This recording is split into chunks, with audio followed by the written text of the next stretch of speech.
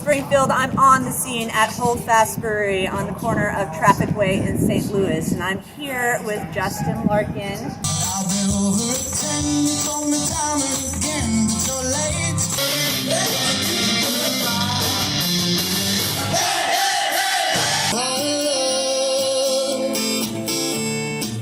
My love is all of God's money. Ooh, oh, yeah. Hey, Romeo, where did you go? Thank you for joining us and having an interview. So you guys have seen him all over the place, I'm sure. The main band that he's known for is Mood Ring Circus, but why don't you talk about the other bands that you're involved in at the moment? At the moment, I am doing a solo thing, doing a one-man band kind of thing. That's one of the things I'm doing. And then I'm also playing bass with Alamo Black.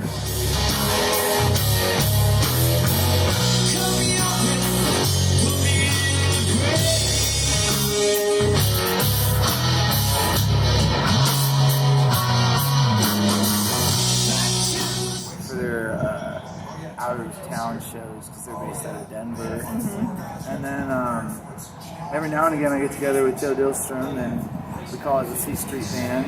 Yeah.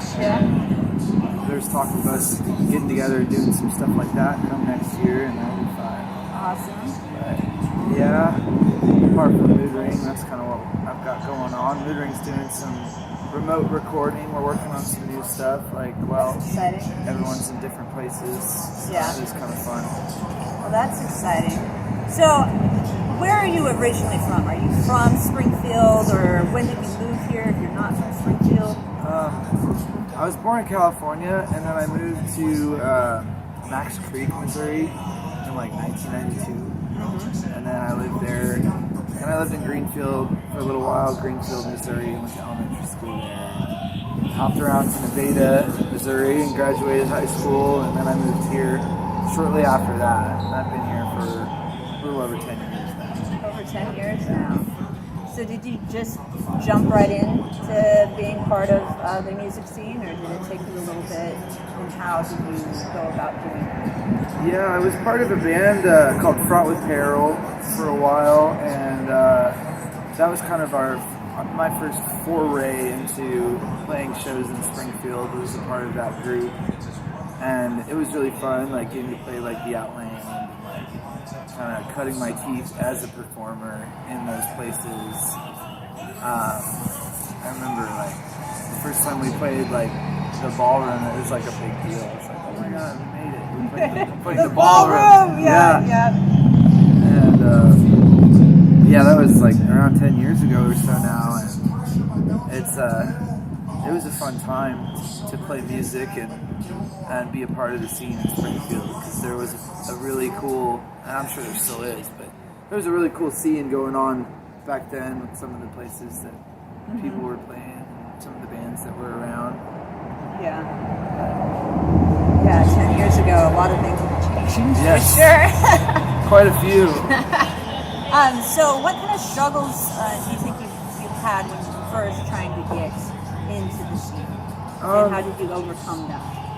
I think it was figuring out what it was I was presenting, because I've taken quite a few different avenues in playing music and trying to figure out how to represent what my intention is with playing music. I think has been the biggest struggle, and learning how to overcome that. Basically figuring out what I'm trying to say with what I'm doing, and what style I want to go for, and I definitely tried a bunch of different things. Some things have worked and some haven't as well, and I think it's just learning what you want to represent with yourself. If that makes sense. I don't know. Yeah. Now, for people that are first timers who just moved here like you back 10 years ago, what kind of advice would you give them to try to get in the niche? It's definitely different now than it was 10 years ago. Just with everything going on, 10 years ago, I would have said to do what we did, just like play out as much as possible and figure out what your stage persona is, like how you want to, you know, present what you're trying to do. And that's, I mean, I found through experience is the best way. And I mean, like, you've got I can't remember, I think it was my friend Eddie Hines said, every show is worth 9 practices. Yeah. And I definitely believe that's true, because you'll learn more from a less than desirable show experience than you would from practicing a song 10 times in the room, you know? Learning how to handle, like, adaptation to changes, like when things go wrong, like when equipment fails and stuff. I would have said 10 years ago, play out as much as possible, but since you're not quite as able to do that anymore, I would focus just as much on asking yourself like what it is you're trying to do. Like, do you want to showcase your songwriting? Do you want to, you know, be entertaining and learn some cover tunes and just be like, you know, kind of permeate some good vibes for the crowd?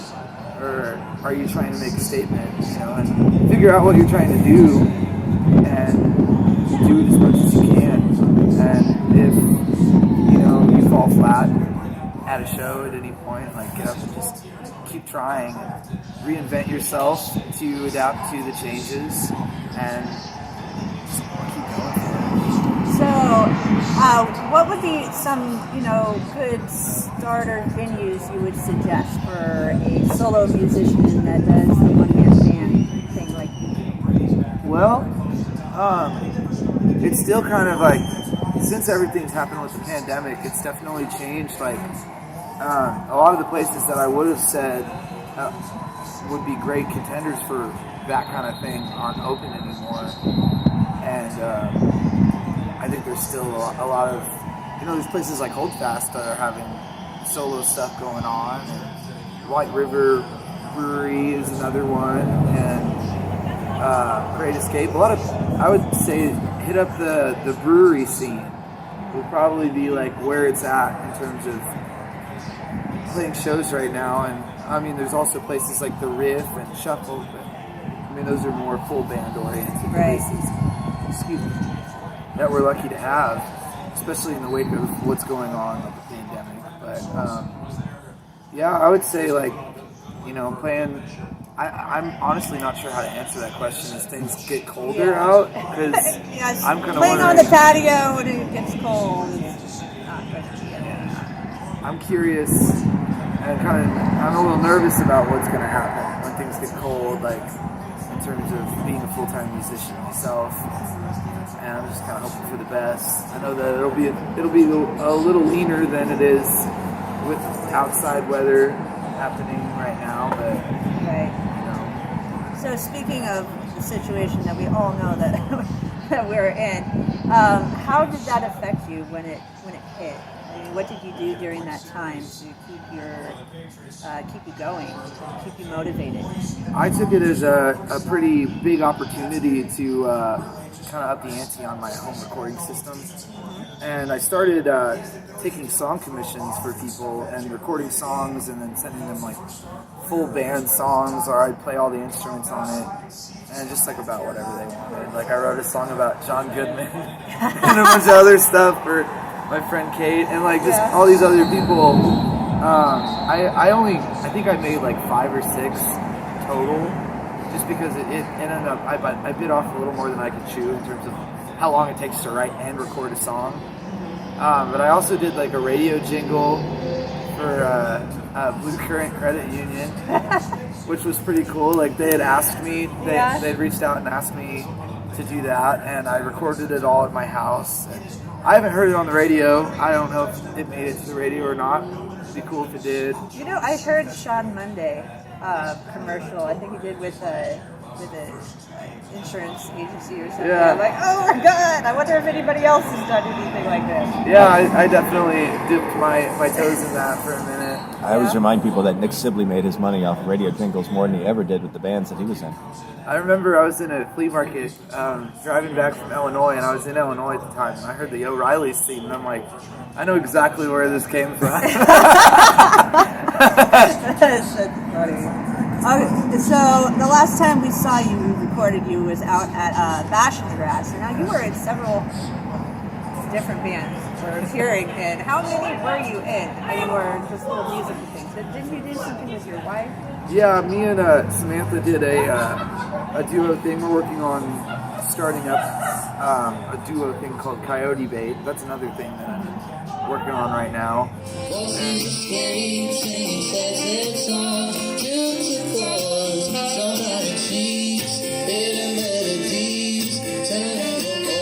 And we did a duo show together at Bash, and I did a solo set.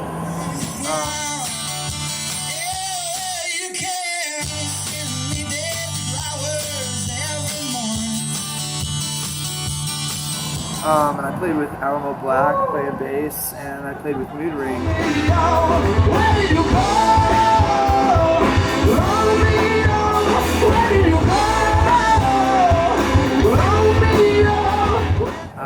Mood Ring Circus, playing guitar and singing. Wow. Yeah, I was a little busy. It was fun though. I love being busy. I love playing music, so it was a good weekend. Like, Yeah. Which Bash in the Grass did he play more bands in? Because the one last year, weren't you in more bands even then?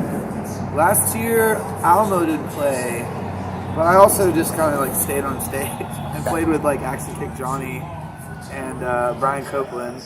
I just kind of stayed up on stage and jammed with everybody. I hope that was cool. yeah, last year I remember at Bash and Grass, we just kind of were on stage the whole day. It seemed like. It was like, oh, there's Justin in the corner playing a guitar solo over everything. There he is again. What band does he belong to? I think he's lost. That's funny.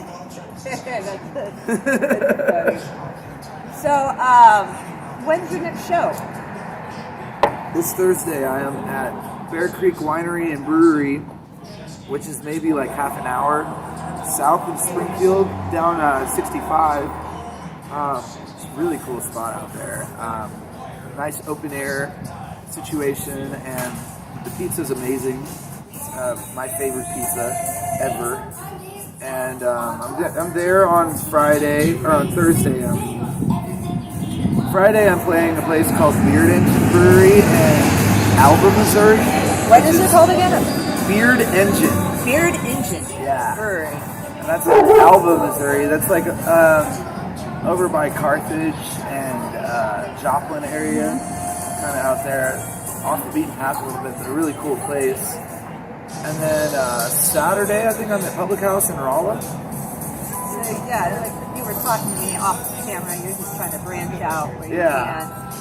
So if somebody sees you that has a venue and wants to book you, where do they go? They can talk to me on my Facebook page or Instagram. Yeah, just, if they don't already have my number, I pass out a lot of cards. Yeah. And however, I try to check all the inboxes, like on my music page and my personal page. So whichever way they decide to reach out. I'm working on getting a website, so I have a more professional answer than that. I understand that takes a lot of work. It does. I was in music management for a while, so I feel for the bands. I really do. You should be just concentrating on your creativeness and all that business stuff. It's like, let me pass that along.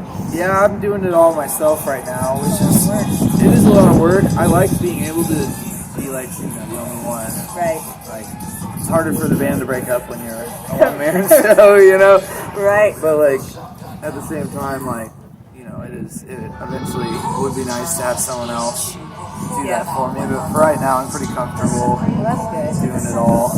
It is a lot, but So we didn't talk about this earlier, but I do want to ask, what kind of music do you enjoy playing the most? I like just about. I've been into a lot of the 60s and 70s, like kind of more deep cuts lately. I've been really kind of, since the pandemic started, I've been collecting a lot of vinyl, like stuff I hadn't heard before from like that era, and kind of looking into that. And then I like to pick songs that people recognize but aren't like the first thing that pops into their head, you know, like, oh, I remember that song. Right. And I love playing those kind of songs that are they're in the zeitgeist of like what people hold as popular music, but they aren't like, you know, the low-hanging fruit, I guess. Right, like everybody plays it. Yeah. Yeah. So finding those songs that are recognizable but aren't on everybody's cover lists, and those are kind of fun. I like those kinds of songs. I know that's a very broad description. Well, who are some of your influences? I know that you don't do just covers, you also have your originals, but what are some of your influences that loud car? Who are some of your influences that helps you with your, you know, original music? You know, it's a pretty broad spectrum. I definitely I grew up listening to the oldies radio station here in town when I was like a kid. And like I remember, I think the Beatles were like the first band that I was like, that's how music should sound. And then like the Beach Boys were also a big band for me when I was a kid. And I branched into more like modern stuff, like from like 5th grade onward, and got really into like rock, like both like classic rock and like what was happening at the time. And eventually kind of found my way into like more of an Americana sound, like more of like a folky driven, which isn't what I really grew up listening to, but I like a lot of that kind of 70s kind of roots rock. I've been deriving a lot of influence from, and a lot of like Motown and soul music as well, like a lot of some of that Detroit stuff that was happening in the late 60s. It's really cool. I've been into a lot of those sort of sounds and recording techniques this year, and I'm excited to kind of implement them in the next thing that I do, which is my own music. Hey, look at me. It's kind of loud here on the camcorder. But yeah, like a lot of that kind of stuff, and definitely like some heavier stuff too. I like a lot of the doomier, slow, like heavy rock music that's been coming out lately, and I kind of get my rocks off playing bass with Elmo Black because we're kind of they like were so good. I loved them. They were a lot of fun. Nathan's a riff meister. He comes up with some cool riffs, and it's cool to just kind of like ease back and not be like in the center of the spotlight like I am in a lot of the other projects where I can just kind of like sit back and play bass and like kind of groove with Daniel, because Daniel's a great drummer and it's fun to play with him. So that's another avenue of influence for sure. There's a lot.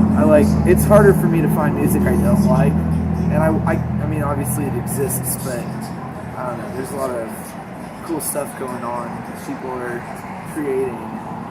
I feel like there's always a well of influence, and anything that enough people gravitate to that you might hear about it. Right. Have you ever played here at Hope Fest? I played here twice. I played here once. I think it was the winter after they opened, and it was a Sunday afternoon, and it was a little slow. I remember. I felt kind of bad that I didn't bring any friends with me, but it was just. And then I played here again with David Hinson. I just kind of cooked some noodles up over what he was doing, playing some lead guitar, and that was fun. And that was out here, and there was a good crowd for that. And I love that they have kombucha on tap here. It's always good to see. That's what you're drinking. Yeah, it's good to see some NA options at the breweries around town. Yeah, I mean, not everybody are drinkers. Yeah. So, but they would still want to go out and be with their friends and conversation, stuff like that. I'm drinking a patio cruiser. It is very pleasing. So what is it about this place that you enjoy playing?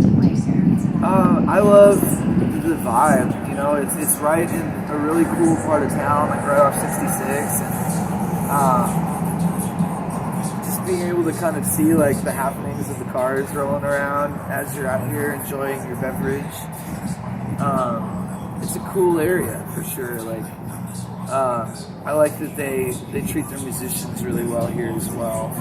Both times I've played here, I've been treated really well, and that's a big thing, obviously, for whether or not I choose to frequent a business and support it. You know, the way they treat their musicians when they have live music, and that's definitely. I know that Sarah is a musician that works here.